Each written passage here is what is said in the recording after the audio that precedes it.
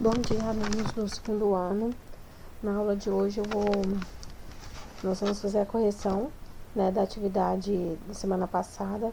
Nós já demos início, né, ao terceiro ciclo com o conteúdo sobre regionalização, né, regionalização brasileira. E aí eu passei algumas perguntinhas para vocês e nós vamos corrigir, fazer um debate sobre isso na aula de hoje. Então vamos lá. A primeira pergunta era para vocês explicar, né, qual a utilidade de uma proposta, né, de divisão regional do Brasil. Por que tem que se ter uma divisão regional do Brasil? Nós vemos na aula passada, nós estudamos 3 grandes divisões regionais. A divisão do IBGE, a divisão do geógrafo Pedro Geiger, que é aquela dos complexos regionais, e a divisão conhecida como 4 Brasis, elaborada por Milton Santos e Maria Laura da Silveira. Bom, normalmente se utiliza a divisão regional do Brasil para implementar políticas públicas. O que seria política pública? Por exemplo, em uma área, né, do Brasil, em algumas cidades em que o analfabetismo é muito grande, então, quando chega esses dados do IBGE, né, que o analfabetismo é muito grande em uma área, o que o governo pode fazer de política pública para resolver essa questão? Criar mais escolas, fazer um programa para trazer professores para poder dar aula nesse lugar, criar, por exemplo, laboratórios de informática, uma rede de informática acessível para que a população tenha acesso a conteúdos, monitorar a questão da evasão escolar na escola. Então, isso é o que? São dados, né, que geram uma política governamental para transformar a realidade. Então, na verdade, as divisões regionais, elas têm esse objetivo.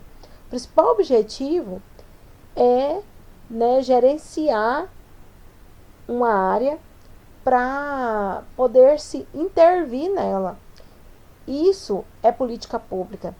É você ter uma proposta de intervenção para resolver qualquer demanda, né, presente em uma área específica do Brasil. O Brasil é muito grande. Então, nós temos especificidades, né?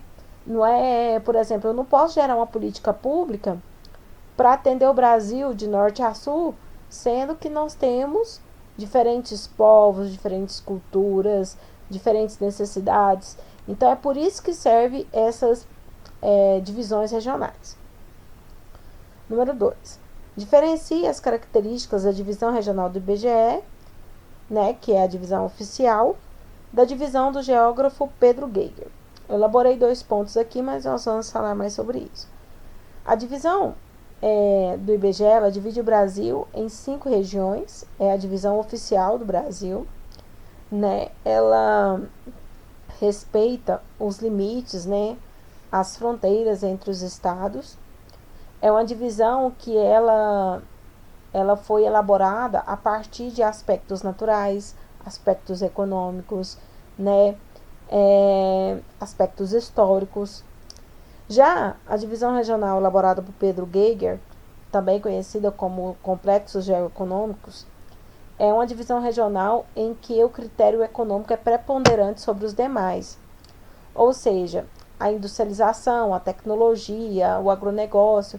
Então, ela acaba agrupando dentro, né, do complexo regional, regiões ou áreas parecidas economicamente, certo? E uma das características principais da divisão regional do Pedro Geiger é que ela não respeita os limites das fronteiras entre os estados. Por quê? Porque tem estados que têm partes dele economicamente ligadas ao Centro-Sul e outras partes ligadas à região amazônica, ao bioma amazônico. Um exemplo disso é o estado do Mato Grosso. O sul do estado do Mato Grosso está localizado no Centro-Sul, enquanto o norte na Amazônia.